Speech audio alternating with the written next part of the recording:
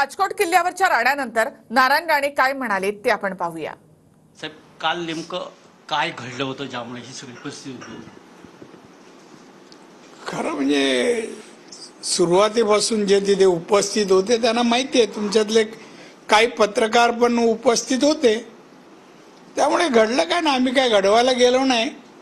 दुर्दैवी घटना घडली ती पाहण्यासाठी गेलो होतो। मी मुंबईतून आलो आणि मी त्या महाराजांच्या पुतळा जिथे होता त्या ठिकाणी निघालो।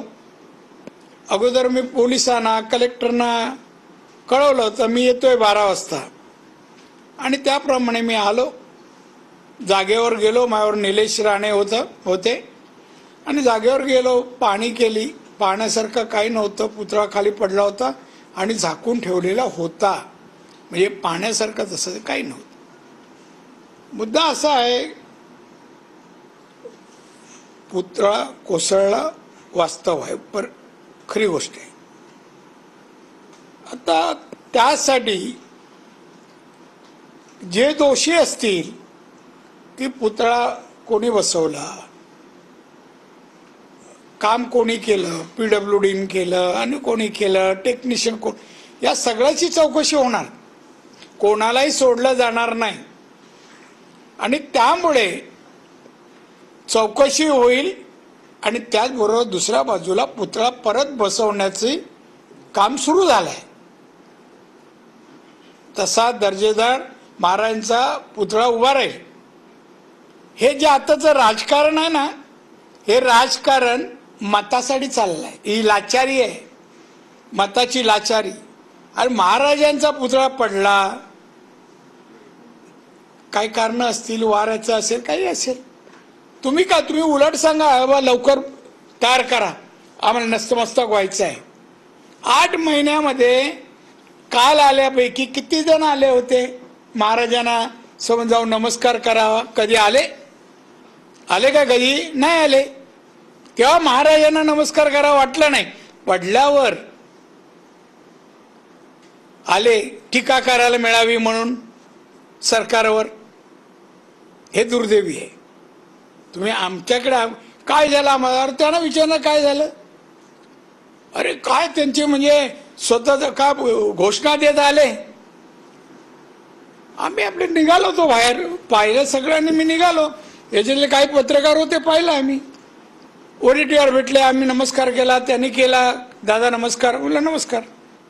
जान पाटील भेटले आणि निघत, तेवढा घोषणा देत जसं अंगावर येतात तसे। मग मी सांगितलं यांना नाही सोडायचं, अशी जर हुशारी इथे येऊन नाही चाललं, कुठेही नाही चालणार। आणि त्यामुळे त्यांना 2 तास माझ्या परवानगीशिवाय जाता आलं नाही। पोलिसांनी दोन्हीकडच्या 42 जणांचा अज्ञात 100 जणांवर गुन्हे दाखल केले। कोणी? पोलिसांनी। कशाबद्दल? त्या तिथे सार्वजनिक ठिकाणी जो काही कालचा प्रसंग उद्भवला। काय प्रसंग? पोलिसांवर केस करेन मी कोर्टात। आम्ही काय केलं? आम्ही तर काय केलंच नाही, उलट आम्ही सहकार्य केलं पोलिसांना। गुन्हा दाखल करू दे ना, येऊ दे मायापर्यंत। विरोधकांकडून आरोप केला जातोय की राणेंनी धमकीची भाषा केली, मात्र फडणवीस असं म्हणतात, जन्माचाच माझा गुन्हा आहे। फडणवीस असं म्हणतात राणे धमकी देणार नाही, त्यांचा स्वभाव आक्रमक आहे। हा, आमचे देवेंद्र फडणवीस बरोबर ओळखतात। त्यांना म्हणावं, शिवसेनेत असताना धमक्या आक्रमक होतो तेव्हा काय बोलले नाही उद्धव ठाकरे?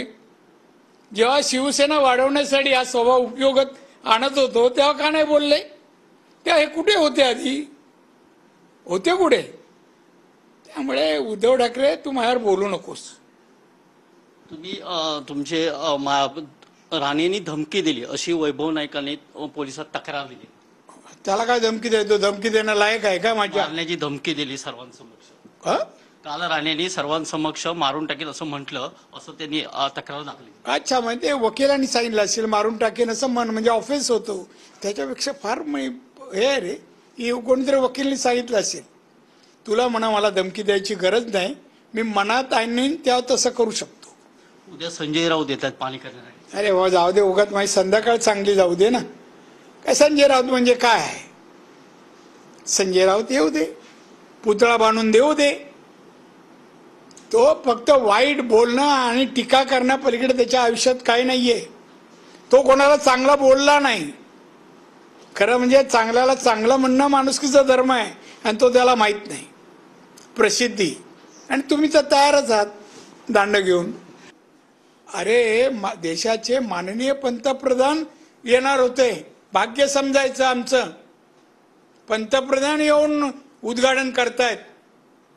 देशाचा बजेट 47 लाख कोटी आहे.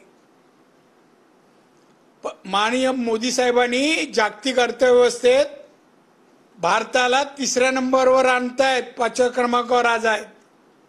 11 क्रमांकावर होता. आणि असे पंतप्रधान येत असताना 2 कोटीची भाषा बोलतो. जे कोण बोलतात 2 नाही 10 झाले तरी कमीच आहेत. मोदी येत असतील 10 कोटी हेलिपॅड काय कशाला खर्च केले तर कमीच आहेत.